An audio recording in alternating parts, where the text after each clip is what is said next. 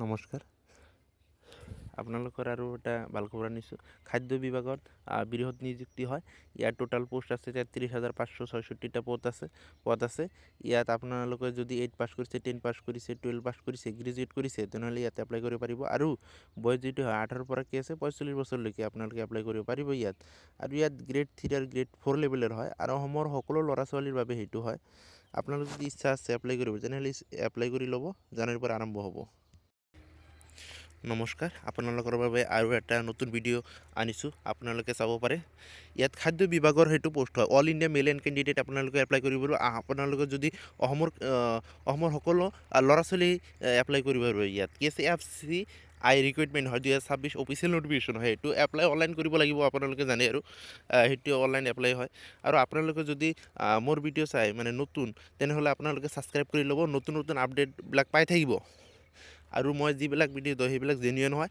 Apply link আপোনালোকে ডিছক্ৰিপশ্যনত পাই যাব, তাৰ পৰা আপোনালোকে এপ্লাই কৰিব পাৰিব।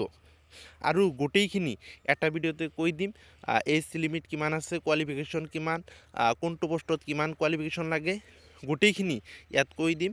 আপোনালোকে তাৰ পৰা কৰিব। আৰু কি কি ডকুমেণ্ট লাগে গোটেইখিনি ইয়াত আপোনালোক কৈ দিম, তাৰ পৰা আপোনালোকে এপ্লাই কৰিব পাৰিব। হ'ব, চাই থাকা। ইয়াত দেখা কি আছে, যিটো অৰ্গেনাইজেশ্যন নাম আছে মানে নেম আছে, যিটো FCI food corporation of India হয়। ইয়াক মেনেজাৰ আছে, গোটেই কি আছে, মেনেজাৰ জেনেৰেল আছে, মেনেজাৰ বহুত কি আছে ভাগ আছে ইয়াত। মেনেজাৰ জেনেৰেল আছে, মেনেজাৰ ডিপোৰ্ট আছে, মেনেজাৰ মুভমেণ্ট আছে, মেনেজাৰ একাউণ্ট আছে, মেনেজাৰ একাউণ্টেণ্ট আছে, মেনেজাৰ টেকনিকেল আছে, manager civil electronic mechanical engineering, গোটেইখিনি ইয়াত আছে। এছিষ্টেণ্ট গ্ৰেড 3, জেনেৰেল টেকনিকেল আছে, টাইপিষ্ট আছে, ষ্টেনোগ্ৰাফাৰ আছে, ৱাচমেন আছে, এণ্ড আদাৰ ভাইৰাছ পোষ্ট আছে ইয়াত। ইয়াৰ টোটাল পোষ্ট আছে কি আছে 33,566টা পোষ্ট আছে ইয়াত টোটাল পোষ্ট। ইয়াত কি আছে মেল আৰু ফিমেল সকলোৱে ইয়াত এপ্লাই কৰিব পাৰিব। অসমৰ প্ৰত্যেক ল'ৰা ছোৱালী ইয়াত এপ্লাই কৰিব পাৰিব, মেল আৰু ফিমেল। আৰু এজ লিমিট আছে 18 পৰা কি আছে 45 বছৰলৈকে এপ্লাই কৰিব পাৰিব। আপোনালোকে যদি কি আছে 18 পৰা 45 বছৰ ভিতৰত আছে, তেনেহ'লে এপ্লাই কৰিব পাৰিব। আৰু এপ্লাইটো অনলাইনত কৰিব লাগিব, অনলাইনৰ যোগেদি। আপোনালোকে যদি এপ্লাই কৰিব নোৱাৰে মোক কৈ দিব, কমেণ্টত জনাব, মই কৰি দিম। আৰু নাম্বাৰ এটা দিম, তাৰ পৰা আপোনালোকে হোৱাটছএপ কৰিব, মই এপ্লাইটো কৰি দিম আপোনালোকক।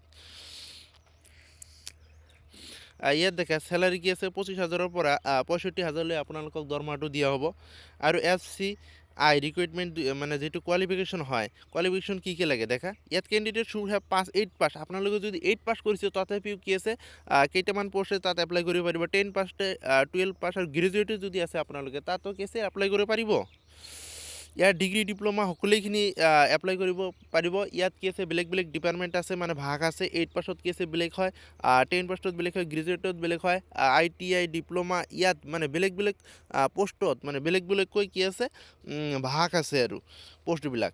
ৱাচমেনৰ কি আছে, ৱাচমেন যিয়ে কৰিব আৰু ৱাচমেনৰ কাৰণে অনলি 8 পাছ যিয়ে কৰিছে, ৱাচমেনটো চাকৰি কৰিব পাৰিব, এপ্লাই কৰিব পাৰিব। আৰু এছিষ্টেণ্ট গ্ৰেড 2 ইয়াত হিন্দী, এই degree of agriculture university with Hindi, যদি আপোনাৰ হিন্দী আছে, ডিগ্ৰী পাছ কৰিছে, ছাবজেক্ট আছে, মেইন ছাবজেক্টটো অনাৰ্ছ আছে, তেনেহ'লে কি আছে এইটোত এপ্লাই কৰিব পাৰিব। ইয়াত গোটেইখিনি সকলোবিলাক দিয়া আছে, আপোনালোকে চাই ল'ব। মই বেছি আৰু নকওঁ, আৰু পিছত মই আগুৱাই যাওঁ। আৰু ইয়াত যদি এজ লিমিট আছে 18 পৰা কি আছে 18 পৰা মানে 18 পৰা আৰম্ভ হ'ব, আৰু 45 বছৰলৈকে আপোনালোকে এপ্লাই কৰিব পাৰিব। ইয়াত কি আছে OBC কেণ্ডিডেট দিয়া আছে, OBC ST SC সকলোৰ কাৰণে 18 পৰা ষ্টাৰ্ট হ'ব। আৰু আপোনালোকৰ 45 আৰু কি আছে SC STৰ কাৰণে আৰু বেছি আছে, যিটো মানে বয়সৰ সময়সীমা। আৰু ইয়াত দেখিব পাৰে কেণ্ডিডেট ফিমেল কেণ্ডিডেটৰ ফিজ ইয়াত নটিফিকেশ্যনত আছে, আপোনালোকে চাই ল'ব পাৰিব। আৰু FCI ৰিক্ৰুইটমেণ্ট যিটো মানে খাদ্য বিভাগৰ মানে যিটো হয় মানে পোষ্ট হয়, ইয়াত কি আছে প্ৰথম চিলেকশ্যন যিটো প্ৰচেছ হয়, কেনেকৈ চিলেকশ্যন প্ৰচেছটো হ'ল right and exam, document verification হ'ব। তাৰপিছত কি আছে নটিফিকেশ্যনত গোটেইখিনি দি দিব তেওঁলোকে। প্ৰথম হ'ব ৰাইট এণ্ড এক্সামিনেশ্যন, তাৰপিছত কি আছে ডকুমেণ্ট ভেৰিফিকেশ্যন হ'ব। তাৰপিছত আপোনালোকৰ হ'ব আৰু ইয়াৰ চেলাৰীটো মই এবাৰ কৈছোঁ আৰু এবাৰ দেখা 25,000-ৰ পৰা 65,000লৈকে ইয়াত আছে। আৰু FCI ৰিকুৱাৰমেণ্ট যিটো হয় ইয়াৰ ডকুমেণ্ট কি লাগিব 2026-ত কি আছে এপ্লিকেণ্ট আধাৰ কাৰ্ড মাষ্ট বি, সেইটো লাগিবই আধাৰ কাৰ্ডটো। আৰু 10 ফাটত যেটি কি আছে এডমিট মানে বৰ্ড চাৰ্টিফিকেট হয় সেইটো লাগিব।